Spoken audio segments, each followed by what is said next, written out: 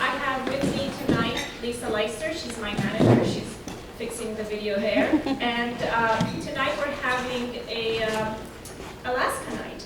I can see a lot of people are interested to go to Alaska, so hopefully you'll be planning it for next year. I think we're almost too late to plan it for this year. Everything is booked.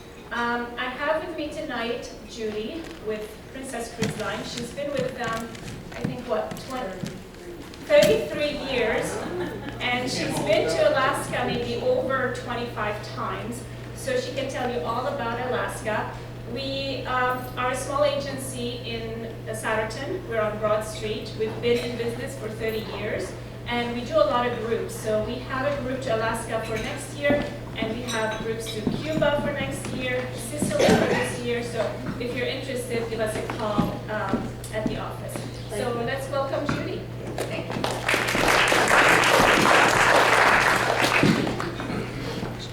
Well, good evening. Hello. I'm going to ask the people in the back to flag me if you can't hear me. I hate to be strapped to a podium, so I choose not to use that. But if you can't hear me, I will. So I'll count on you to help me with that. So, as Susie said, I've been to Alaska many times. There I am in Alaska. This is taken at Copper River, actually. And as she said, I've worked with Princess for 33 years, and in fact, the first time I went was 33 years ago. And I remember having more questions than answers. I knew that it was really important to me. It was definitely on top of my bucket list. But I didn't know which pieces went together or how much time I'd need to do what or what it even was that I could do. And so if you have any of those questions, take heart, because I've been there. And so tonight's presentation is kind of designed to help you in the way that I felt I needed help when I first was attempting to go to Alaska. So we'll tell you a bit about the Great Land and what it means to travelers, and a bit about why Princess is considered the leader in Alaska. And of course, the greatest mission statement is, what's for you? What's the best itinerary to meet your needs? What are your expectations? So that's our mission statement. We'll start with the Great Land of Alaska. You may recall it had earned the nickname of Seward's Folly. It was purchased by William Seward, our Secretary of State in Lincoln's era. It wasn't very expensive, a few cents an acre. And I've read that there was some controversy. Some said it was money well spent, and some said it certainly was money not well spent. In fact, the New York newspaper of the time was quoted as saying, "Alaska has so much of nothing in it, we should have paid nothing for it." Fast forward, today we know it's, well, pretty priceless. We've designated national parks in Alaska like Glacier Bay and Denali. And in fact, you can't talk about Alaska without talking about national parks, because more than 50% of our parkland is in the great state of Alaska.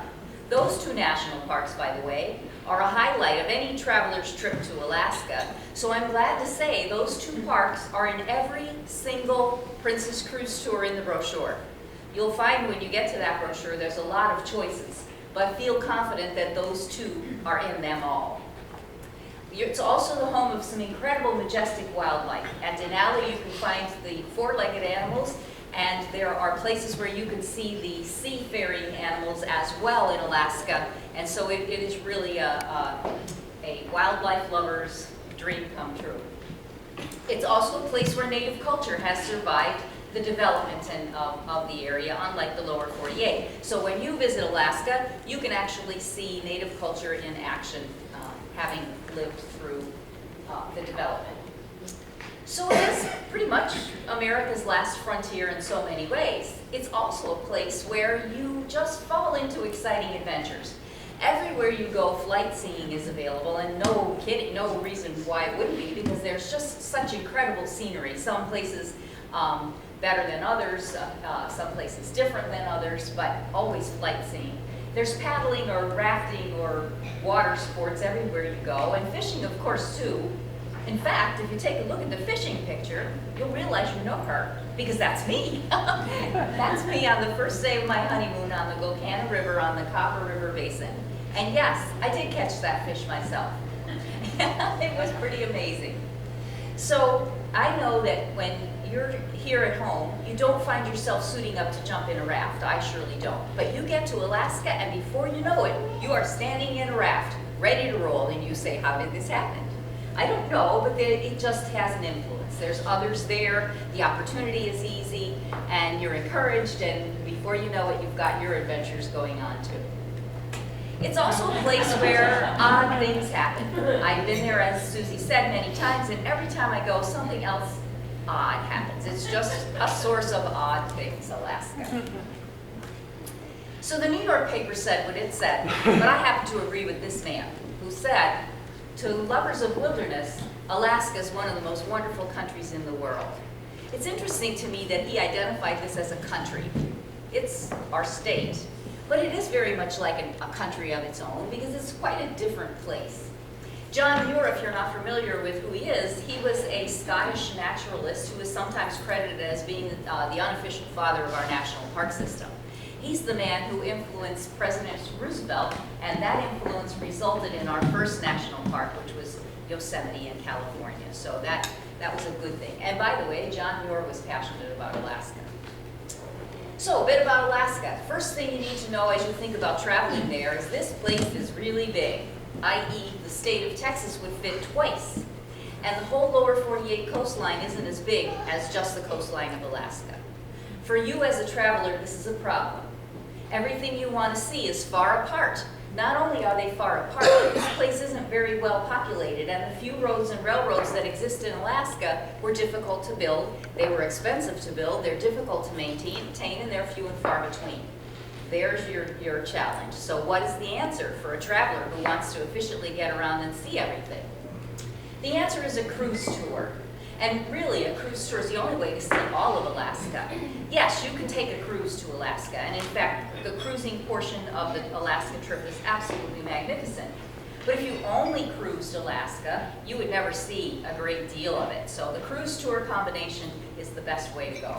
What is this cruise tour? Well, it's a combination of cruising along the coastline, and we'll take a look at a map shortly, combined with, I love when it's not my phone that does that. Combined with moving into the interior via rail or motor coaches, moving around, and also staying at lodges in the interior. So that's the components that brought together to create a cruise tour. So it really is the best way to see it all. It's the only way to see it all, as a matter of fact. So we've been being voted the best cruise line in Alaska for more than 9 years running now. Honestly, if I were you, I'd want to know why. That's a pretty strong statement. And the reason why we're voted best cruise line in Alaska is kind of multifaceted. So to start, it's this. We touched on these already. These are the highlight of a trip to Alaska. And one of our feathers in our cap is both of those national parks are included in all of our cruise tours, so you won't miss them. And you may say, well, sure, every ship that cruises in Alaska would go to Glacier Bay. Why would anybody miss Glacier Bay? Well, actually, not every ship that cruises the waterways of Alaska goes to Glacier Bay. And the reason is, Glacier Bay is a whale spawning area, so the Park Service protects it from too much activity. In order for a ship to go into Glacier Bay, it has to be issued a pass. The passes are limited and controlled by the Park Service. So not every ship that sails the Alaska waterways is issued a pass. But every Alaska vessel that does an Alaska cruise tour in Alaska does have a pass into Glacier Bay, so you will get to both of those national parks on any cruise tour with Princess. The other element that puts us up on the Richter scale, so to speak, is our lodges. These two are the two, I guess, cornerstones of our programs. The Denali Lodge on the left with the red roof and the McKinley Lodge with the green on the right. The Denali Lodge was built 33 years ago. I saw it being started when I first went. It's, of course, expanded and refurbed and all of that. But that was the first lodge that Princess jumped into. So they scoped out the land and bought it, designed the lodge.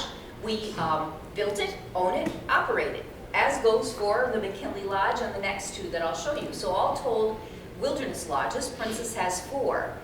No other company has that kind of arrangement in Alaska. So when you go to Alaska with us, you're on our ships and you're at our lodges, and these lodges are located right where you want to be. These, as I said, are the 2 largest. Then we have 2 smaller ones, Kenai and Copper River. And we're going to talk about these lodges individually so you get a sense of what's there and what they're all about. But I call these two the boutique lodges because unlike the first two that are really big, these are really small. And they're off the beaten path without a doubt. So they offer yet some more exciting thing to see. And then the last component, but also important, is the Princess Rail. We call it the Direct to the Wilderness Rail. So we took a look some years ago at the geography of all of this, and we said, you know, we need to be as close to Denali as possible. And so the best port and place to put our ship to get close to Denali would be Whittier, but at the time there was no pier. So we invested in a pier in Whittier, and simultaneous with that, we were able to bring in a rail service into Whittier. So with the pier and the rail, it was a slam dunk for us to be able to take people from the ship up to our lodge at McKinley or further to Denali, or if you've started in the interior, the opposite, bring them down to the ship. So by that investment and that rail service, Princess is able to offer some shorter itineraries to Alaska that are still, they really still pack a punch. Alaska, as I said, is a really big place, so it's not easy to take less than 14 days and get a great itinerary. Speaking of big, anybody want to guess how long it takes to rail from Denali to Whittier? 9 hours. It's a big place. So you can pull into Whittier here and be up to Denali by, I'd say, late cocktail hour, or vice versa. And so it's really a coup that we have this arrangement.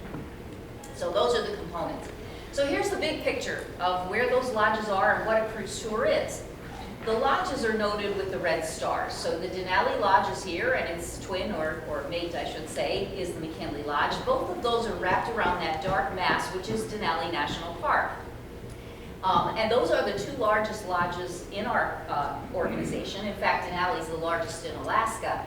Every single cruise tour does stay at Denali Lodge, so you don't have to make a choice there. It's in there, so you're going to go to Denali. And the key is, you need to be at Denali Lodge in order to get in to Denali National Park, and I'll show you that as we move forward here. So we're going to talk more about Denali and McKinley Lodges, and the majority of the itineraries feature just those two lodges. Once you get beyond the 13-day mark in terms of the number of days that you can take, then you can start peppering in one of the boutique lodges, or even sometimes both. So later we'll talk about the Copper and Kenai lodges as well, but we'll start with the two large ones. So these two lodges, Denali and McKinley, are, as I said, perched right there at Denali National Park. And whatever one of these lodges you stay at, I'm happy to tell you they're located exactly where you want to be.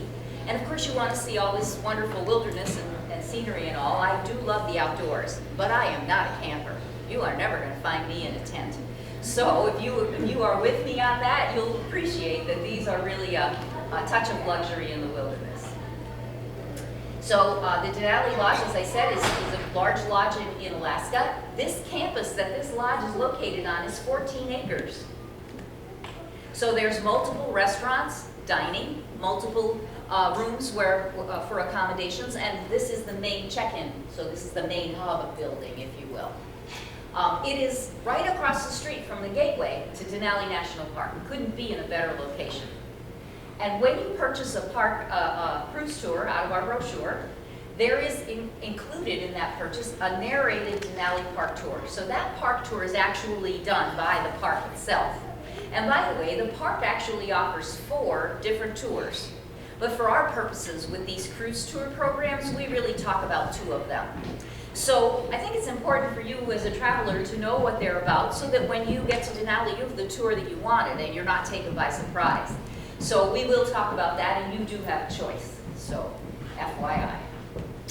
So this lodge, as all of the lodges, are perched on a river. This is the Nenana River. It's great for rafting. All these rivers are either great for rafting or fishing, or sometimes both. This one's not so good for fishing. It has silt in it, and the fish don't like that much. But as you can see, it's kind of a beautiful area, lots of walkways and so on. So this is an actual large campus. That's the entrance, the main entrance into the room, the main check-in lobby. And just over the balcony there from the mezzanine, you can see the fireplace, which, by the way, there's a fireplace in the lobby of all of our lodges in Alaska. And yes, we do use it. So you can go to Alaska from about the end of May to about the middle of September-ish. That's the window. The weather up in Alaska during that period of time, to kind of encapsulize it, can range from the 50s to the 80s. So that's kind of where you're at. It's usually, I've never been there that it was humid, so you've got that 50s to 80s thing. But interesting, it can be from the 50s to the 80s in one day. But it gets more complicated because there's no predicting when is it going to be 50 or 80. Example, I was there in July, that's when I caught the fish. Last 2 weeks in July, I think we would all agree it would be warm anywhere, right? Wrong. It was in the 50s and drizzly the whole 2 weeks that I was there. So I went back that year, and it was now the end of August. End of August in Alaska is really getting into the fall. They're getting ready to go down for winter, so I assumed it would be cold. No, it was 80. The first time I went to Alaska, I'll never forget, June 4th, standing at Mendenhall Glacier, dying of heat because I was wearing a turtleneck, cable knit sweater, and corduroy pants. Wrong. So you see, you can't predict this weather. So when you go to Alaska, you want to pack with multiple use clothing. You want to be ready with the lightweight wool socks, the sleeveless things, the little bit of a turtleneck, the layers, and so it's all about layers and function because you'll never figure this out. And a backpack to put the stuff you've been wearing that you want to take off in is always handy. So Alaska has very fickle weather. They do a lot of outdoor dining in Alaska. It's a lot like San Francisco weather. I call it sweater weather. So on all of our campuses in the interior, because now we're talking about these lodges in the interior, there are restaurants to choose from. This happens to be the main restaurant on the Denali campus, which brings us to the conversation, well, what do we do about meals on the land tour? How many people here have taken a cruise, any cruise, anywhere? So, okay, it's the majority of you. So you know when you get on a ship, the meals on a ship are included in your cruise fare. And today, many ships have optional dining experiences that you can indulge in if you want to as well. But basically, they've always been included. The meals have been included in cruises, and they still are. That's just the way cruising is. But what about when you go into the interior on these land programs? Well, given that they have always been included, but this is a little different, we decided we would do both. So you have a choice when you go into our brochure to select a tour that we label these tours connoisseur, and you can know if it's labeled connoisseur, and by the way, all the connoisseur itineraries are on just one page in that brochure. So and once you identify that, gee, that's the way I like to do it, you can just go straight to that list of connoisseur and take a look at what's there. But the connoisseur programs, they already include the meals. So you'll get vouchers, and when you go into these properties, you just take your voucher and you order whatever you like. Alaska king crab legs, salmon, halibut, whatever, and so the meals are already in there. The connoisseur programs also include a princess escort on the land portion. So when you arrive in the interior of Alaska, your princess escort will greet you and be with you every day. So that person will go with you from place to place. Great source of information, great source of assistance, etc. So the connoisseur program includes the meals and an escort on the land portion. It also includes the longer park tour into Denali, and I realize you don't know what that is right now, but as I mentioned, there are 4, and we choose between 2. The other one we call the shorter park tour, and we'll break that down for you. But that is what the connoisseur is all about. Obviously, that's the connoisseur, or that's the Cadillac choice, and if you like to go traveling and everything's taken care of, this is where you want to be. The hosted program, then there's lots of itineraries that are done that way. The meals are not included, so now you can go into these restaurants on the properties and make your choices and do whatever you'd like. You can get a burger at the bar, or you can go to the other dining room and have Alaska king crab legs. Whatever you'd like to do, there are choices. It is not escorted on land. Instead, it's hosted. So for example, you'll arrive at the first lodge, and the person manager will come out and say, hi, I'm Judy, welcome to Denali Princess Lodge, and here's what's going on here, and here's your packets of information, and here's what to expect. And when you leave, we'll say adios, and you'll move on to the next place, and then that person will say, hi, I'm Jane, welcome to the train, or wherever it is you have gone.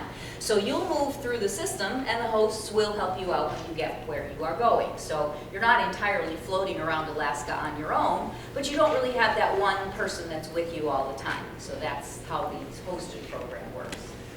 And again, it includes the shorter park tour, but again, no, that you'll know what these park tours are about. And regardless of what you select here, you have a choice. Even though the tour you purchase may be the hosted tour, and it may include that shorter park tour, the travel agents know they can call Princess and ask, do you have the longer park tour available? If you do, I want to put it in here, confirm it, and make sure that they have it. Because if you take the short tour up to Denali and you think, well, I'll just flip it and do the longer tour, you won't. It won't be available. So this is something you want to take care of here and now with the help of your agent. So those are the two buckets that we build these tours in. So this, obviously, is Denali, the centerpiece of Denali National Park, a highlight of your trip to Alaska. So the park's footprint is a good example here, is over 6 million acres of untouched wilderness. And there is only one road into that park. Pretty amazing. And this map shows you where the Denali Princess Lodge is located, right across the street from the entrance. And then its sister lodge down here, the McKinley Lodge, is down here on the other side of the mountain. So as I mentioned, when Princess stepped up to doing these lodges, they had a reason for buying the land where it was and building the lodge there, etc. Well, the reason for building it here was pretty clear. It's right across from the park. But the reason this one was built here is there's awesome views of the mountain from that location. So that's what that lodge is all about. But this is the perfect map to bring to your attention to say, whatever you want to get done in Denali National Park, visit the visitor center, take a hike on one of the trails, whatever, aside from that narrated park tour that is going to be included in your program, you'll have time to choose to do some other things. You need to remember to choose to do those things while you're staying at that lodge, because when you get down to McKinley Lodge, you are not going back into Denali National Park. There are no roads into Denali other than that one. And that one road has a story. So the park tour that I was mentioning is called, the longer one is called the Tundra Wilderness Tour. So the agents identify that as the longer park tour. It's about 8 hours round trip in and out. That road is about 93 miles long, so when this tour is taking you about 3/4 of the way, 53 miles in and back. The natural history tour, we call that the short tour, 4 to 5 hours. It takes you to mile 17 on that 93-mile road. So that's the nature of the length of these tours. There's only one road, so you're going in, you're coming out. And that's exactly what this road looks like. And as I mentioned, the road has a story. So this was one of the last national parks that was developed in our national park system. And when the park was ready to prepare the park to invite guests to come in, the gentleman who was the park superintendent up there was a longtime park employee, and he knew exactly how the Park Service opens a park to the public. He had seen it many times. He also knew this park, and he knew that was not the right way to do this here, that it would destroy the precious thing that we have here. And so he had a recommendation of how to manage this park differently. And he sat down, wrote out his recommendation, and sent it on down to Washington. But he was talking to Washington, so they set the pavers up to start developing the park. And they began to pave that road. But they only got to mile 17 when they saw the light. The thing that they're preserving here is the opportunity for wilderness to come right up to the edge of the road. You'll notice there's no signs or guardrails or anything. That is exactly what this park looks like. It's entirely undeveloped. By not developing it that way, and by creating a system of bringing folks in to visit via the park buses, it preserves the wilderness environment so that the animals you see are behaving entirely as they would behave if you weren't there. They don't care about you and your bus. They have no reaction to that. In fact, you'll see animals walk in front of the bus. They don't even think about it. It's part of their world. So luckily, we managed to preserve this, and when you go into this park, you'll see wildlife in its own environment behaving the way wildlife behaves. Speaking of wildlife, when you go in there, you'll be looking for, these are what they call the big four: Dall sheep, caribou, bear, and moose. And so you're likely to see all of them. There's a lot of smaller animals as well. Your driver guide really makes this happen because he or she is very knowledgeable about the park, helps you find and look for these, and tells you what the geography is about, really makes the park come alive. So this is a shot that may well be just the end of August or the first day in September in the park. In fact, the last time I was at Denali was the 1st of September, and that's exactly what it looked like. It was 32 degrees and there was a light dusting of snow on the mountain. And what was extraordinary mostly, not just the weather, was the fact that the animals' behavior was incredibly different than what I had seen in the middle of the summer. So the animals in the spring and in the fall tend to move more. In the fall, they know winter's coming and they know how hard it is, and they're foraging feverishly to prepare for winter. So you see more peaked activity in animal movement in the fall. You get the same sort of thing in the spring. Now they're just getting up from having gone through a rough winter and they're hungry again, so there's a lot more activity. If you're there very early, you might even see newborn animals. So the spring and the fall has a little bit different flavor of animal movement than the main part. Again, you will see animals regardless of when you go. It just is a little different spring and fall. The other thing that's seasonal about the Alaska destination is the pricing. From the middle of June to the middle of August is peak season. So if you want to go July 1st or August 12th or June 30th or whatever, you're in peak season. So every date that you move away from that middle of June and middle of August, each date the price will get lower. So in fact, when you get to the brochure part, I think they might mention a lead price on all of the tours there. Do remember, that's either the very first departure or the very last departure. If you look at the small print, it'll tell you this is based on September 9th, whatever ship, etc. And you will see significant price differences as you keep ratcheting away from the peak season. So peak season is certainly not about the weather. We've already established that, right? So travel agents have told me that window is when people travel most in the summertime. And so that kind of has established what peak season is in Alaska, not to be mistaken for the best time to go for the weather. So that's the seasonality in Alaska. So the McKinley Lodge is the other one you saw on the other side of the schematic. And as I mentioned, the reason for building it right there is this. From that deck, you can see incredible views of the mountain, providing it's showing. It's so high that it creates its own weather, and it isn't always visible. But when it is, it's awesome. So that's what folks do at the McKinley Lodge. Now, I don't know about you, but that wouldn't take me very long. And then I'd be like, okay, so what do I do now? And so know that every lodge has its own tour desk. So you can, at Denali Lodge, McKinley Lodge, Copper, wherever you are, there's a tour desk, and there are optional tours that you can jump into. That's what I was doing when I caught the fish, an optional tour out of the Copper River Lodge. So some of the things you might do, from our Kenai Lodge, you can visit the Kenai Fjords where you can do whale watching. You can do fishing from any of these lodges. River rafting, any of the lodges. Flight seeing is often available at all these lodges. And lots of more calm things as well. I just wrote all the exciting things, you know. So the pictures down here are interesting. This picture is my husband and I on the raft on the Gocana River the day I caught the fish. So that is the shore excursion that we took on the Gocana River. This picture shows a gal who is part of the Husky Homestead Tour. So from the Denali Lodge, if you want to see a dog mushing team and someone who raises these dogs and has run the Iditarod, you can take that optional tour, and they take you up to his homestead. He's a great presenter. He's got a great kennel. There's his puppies, so people tend to really like that one, and you can do that optional tour out of Denali Lodge.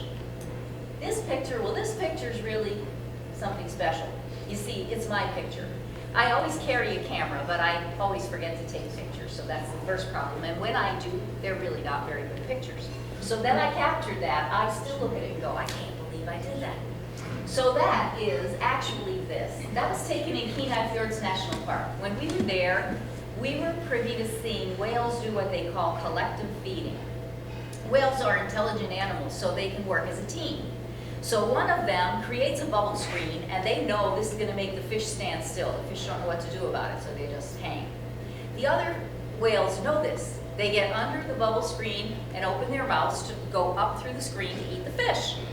This is what 3 or 4 whales with their mouths open jumping out of the water looked like. It was something I had never seen before. It was quite amazing.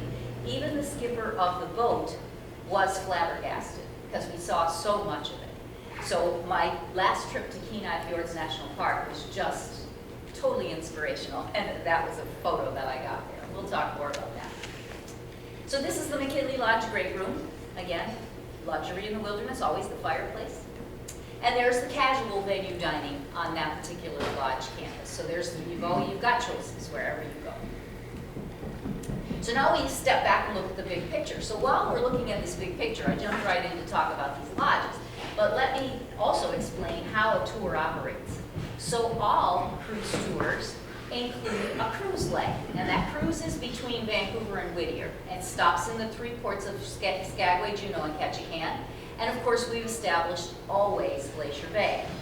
There's one other glacier experience on what we call this voyage of the glacier, and that is going to be either Hubbard Glacier or College Fjord.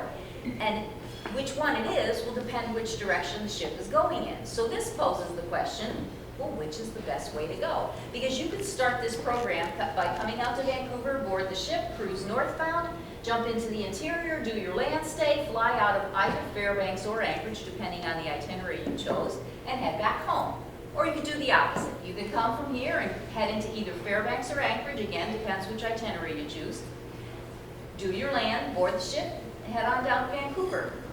You know, they say what goes up must come down, so we do 50-50, because when that ship goes this way, we drop people off, and then we pick the other ones up and we bring them back. So we go back and forth all the time. So what is the best choice for you? Well, there's no black and white answer to that, but there's a lot of info about that. So the first thing to know about the direction is, if you ask 20 people, you will unanimously get the answer, southbound is the way to go. I'm certain in this room that anyone who's done a little bit of research on Alaska has decided that that's what it is. Someone's told them that's what they should do. The thinking is, well, I'll do my busy part first, and then I'll board the ship, I can relax my way home a little, and well, then I'm closer to home in Vancouver. I don't know about that closer to home in Vancouver part, but whatever. There's nothing wrong with that theory. And remember that Alaska, all of us in the room here are a whole lot younger than the first people who went to Alaska when Alaska travel opened. So it was a different age bracket of people, and so they did do their busy part first and relax their way home. Me, I sometimes have to stop and ask myself, where am I? Like, what day is it? Because I'm just such a busy person. So when I take this vacation, I don't want to drop into the interior and jump in a raft. I'm still wrapped way too tight. I need to board in Vancouver and relax my way up here, and by the time I get to the interior, I'll have fun. So it's not really a right or wrong answer is what I'm saying, but I can tell you the first stuff that will sell out is southbound, because there is this prevailing belief that it's the best way to go. What's good about going northbound is you leave from Vancouver, and it's a very sophisticated international city, and you leave all that humanity behind and come up through this inside passage for a day or so of cruising, and while you're doing that, all you're seeing is sky and trees and water and nature. And so you get this sense of leaving humanity behind and kind of clearing the soul to get ready to visit Alaska. And then you visit your first port of call, Ketchikan, and you see totem poles and things you've never seen, and it's kind of wow. And then you go to your next port and it's more wow, and your next and it's more wow, because Alaska is kind of a build-up kind of thing, and going northbound lends to it. It's kind of a magical place. But there's nothing magical about missing the ship. And if you leave from Vancouver and you live in Pennsylvania, that's what can happen to you, unless you pay attention and do what your travel agent says, which is go out to Vancouver or Seattle the night before. Then you've got your travel behind you, no fear of missing the ship, it's all good.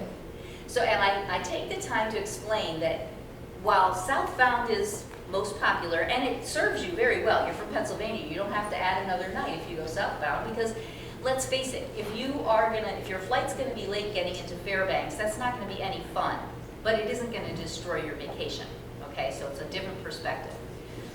But if you do northbound, it's different. You need to add that extra night to your program so that you don't risk missing the ship. So that's the good advice to do that. But know that southbound will sell out first. And so if there's an itinerary you really love and the date and what you want isn't available, but it is available northbound, don't be afraid of it. Just go the day earlier.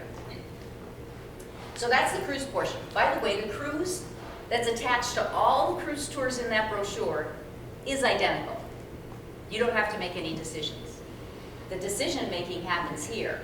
So all the cruises are 7 days, and then these tours total can be as minimum as 10, so obviously you take 7 and add to get 10, or as maximum as 15, 7 plus.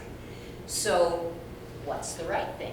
Well, 10 days, I call that the hairy carry tour. This is way too big to try to cover the kind of ground you need to cover in just 3 days. So I kind of shy away from that. But I also realize many people like me are still working, and you don't have 14 or 15 days perhaps. So then what? As a matter of fact, Lisa chose my favorite itinerary that is shorter than 14 days to sort of feature. She had made a flyer, and you're holding it. It's Tour D, and that tour is just 11 days. Now what I would do with that tour is make it 12 by adding another night in Anchorage, and I'll tell you why when we get talking about the Kenai Lodge.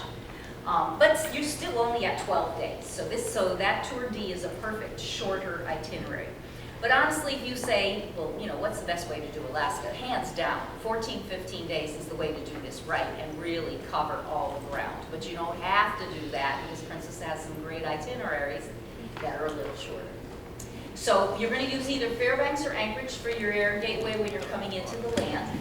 It's not like you say, well, which is a better city? Should I do Fairbanks or Anchorage? It's more like, how much time do you have to do this? And if you tell me less than 13 days, you're probably going to be using Anchorage.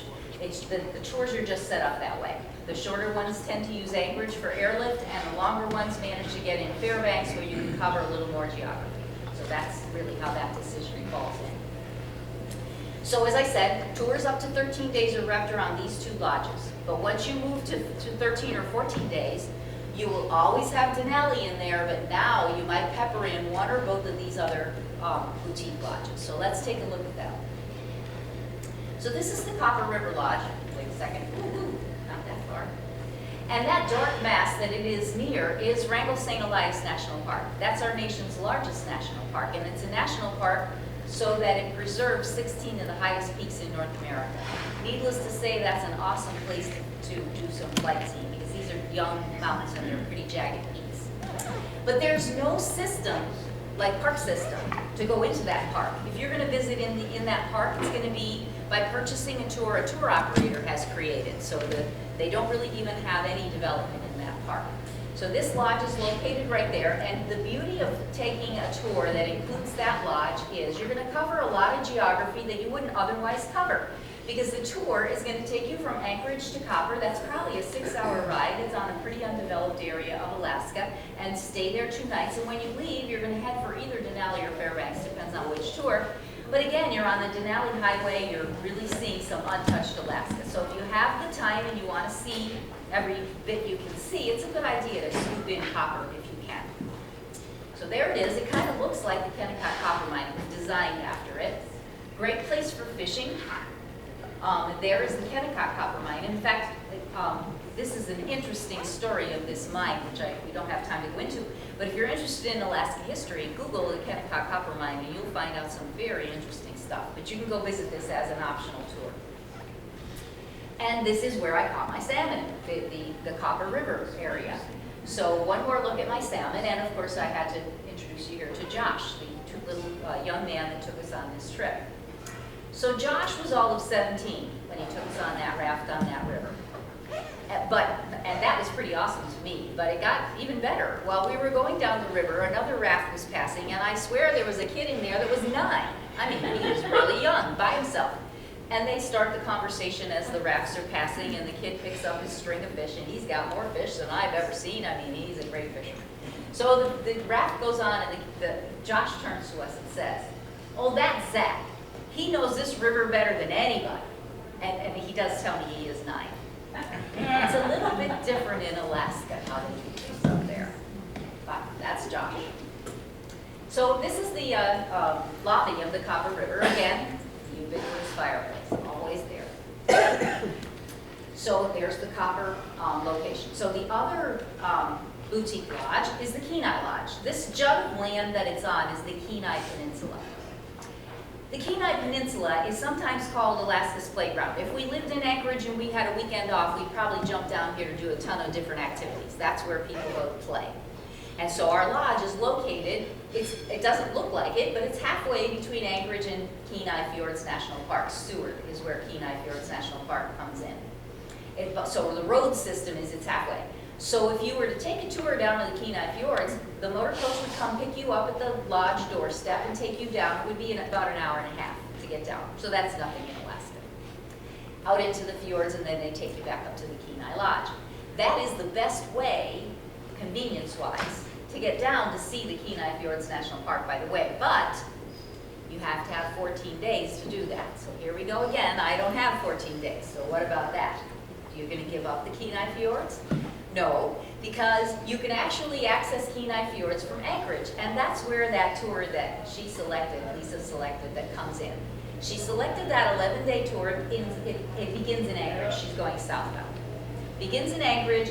If you add one more night in Anchorage, you have the ability to go down, spend the whole day, and go down to Whittier and out into this park and back up. So you leave Anchorage at 8 in the morning, you get back to Anchorage at 8 at night. Clearly you have to be waking up and sleeping in Anchorage because it's a full day. So that's why you'd add, but you still only have 12 days, so that you can do it. Do you know how amazing it is to be able to get to 3 national parks in 12 days? It can't be done on most cruise tour programs with other suppliers, but because of what Princess has set up, you can do this. So it is definitely a good choice, Lisa, right? I would have done the very same one. So Kenai, this is perched up on a bluff over the Kenai River, great fishing river. This lodge is a little more lodgy, a little more rustic. People love this lodge. It's very cozy. Every room has its own little wood-burning stove, little patio. It's just a little more Alaska, I guess I'd say. It's on the Kenai Peninsula, Alaska's playground. You can access Kenai Fjords National Park. You can fish the upper Kenai River. That's what my husband and I are preparing to do. The tour operator brought his drift boat into the lodge to pick us up, and off we went, and that day we fished the upper Kenai River. It was great fun. I didn't catch any fish that day, but it was a good trip. So the Kenai Fjords National Park. As Susie said, I've been doing this for 33 years, but I hadn't been to this park until just 6 years ago. You do the math. How many years did I go without having to get to that park? So when I came off this boat, I said, oh my God, all these years, I've been talking to people just like I'm doing tonight with you, and I never mentioned this park. Shame on me. Because if you came in here and you said, well, I'm going to do this once and I want to do it right. I really want to get as much as I can in here and I want to see all the highlights. Then I have to say to you, well, then you have to get the Kenai Fjords National Park in there. And here's the rub. It doesn't fall into your lap, just like it didn't fall into mine for all those years. Because not every itinerary are you able to access it. You have to be paying attention. You have to want to do it. That's why I'm telling you about it, so that when you make your choice, you can choose. Do you want to take a tour itinerary that's going to be able to access this or not? So here's what it's about. You enter this park, it's a water park, and you enter on a boat through Seward. You come out into Resurrection Bay, and if that's all you do, I'd say that is fabulous. But it gets better, because this is where you see all the marine wildlife you can manage to see in Alaska, all of it. We no sooner got out there than the dolphins began to follow us. So I'll show you the wildlife, but the rest of this trip goes, it heads around the corner. Here's one of these lines, and it goes into visit a glacier. So you'll visit a glacier on a small boat up close and personal. You're going to visit a glacier on the ship when you're in Glacier Bay, so you'll have that experience, but it's different. It's a big ship and you're far away. This is a small boat and you're right there at that glacier. So you got the glaciers, you got the Resurrection Bay beauty, and you got this wildlife that just doesn't stop. The dolphins were there on and off all day. And then the sea otters arrived. Not one, but a bunch of them. Entertaining us. They're just so cute. And then seals, of course. They're so sweet too. And puffins. This is one of the few places in the world where you'll see puffins in mass. This was a wildlife extravaganza. And of course whales. This is where I saw the collective feeding. So if you don't go to the Kenai Fjords National Park, you will be able to see whales in many, many places in Alaska. Specifically in Juneau, there's a shore excursion that guarantees you'll see whales, and I've taken it just to be sure that it does see whales, and it does. They really know where they're at. So you'll get to see whales regardless. The whales are in Alaska from May until September when we are there. They call Alaska the whale's kitchen because they're feeding. Then they go to Hawaii, and they call that their bedroom. They do that in the winter, so they just go back and forth. And just a look at Resurrection Bay. So, all of these tours are going to get you to Denali and McKinley, or Denali and Glacier Bay. You don't have to think about it. But if you want to go to Kenai, you need to sit down with these ladies and make sure you're aiming at it. So the itinerary that Lisa picked to sort of focus on, because there's a lot of choices, so she picked something and said, here's what I think. And she picked that DB4, it's a May departure, which is great, it's the end of May, so it's a shoulder season, so it's got a price advantage, plus it's that awakening time in Alaska. And on that itinerary, you can add an extra day and get to the Kenai. I followed Lisa's footsteps there and picked out another itinerary. It's Tour M, and I'll show you where it is in the book, but it includes a stay in the Kenai Lodge. From that lodge, you can purchase that tour as an option, and the bus will pick you up right at the doorstep of the lodge, drive you down the Seward, into the park, and back. So that includes a stay at the Kenai Lodge. The date I picked was very close to hers. I picked June 6th. So those are the two dates that we picked. It doesn't mean that's what you have to pick. It's just that I find that it's good to start somewhere. So we did. And by joining Travel House and having them help you decide what to do, know that they have things in their back pocket. For example, they have a reduced deposit to offer you. They also can access onboard credits on some of these dates. They are, although they are, I liked the way that Susie introduced her business. She said, we're a small agency, and they are, but they carry a big stick. They are affiliated with another organization that gives them access to go in and get special things for you. So when you go to work with Travel House, you're able to access things that not everybody can access, not to mention their knowledge. They are spot on with what they do. I digress. We got left in here in the Kenai Fjords. So that is the Kenai Fjords. I highly recommend it, and it's possible. So there you go. You are going to Denali, you are going to Glacier Bay. If you want to, they can lead you to the Kenai, but you've got to make a choice. Okay, so I did this with the land first, clearly, because that's the way it's preferred, right? Not that it's the right way, but that's preferred. And then you head for your ship. Now, somewhere in this itinerary, there is a train leg that allows you to get where you're going. It's about the scenery, it's about the Ultradome experience, sorry.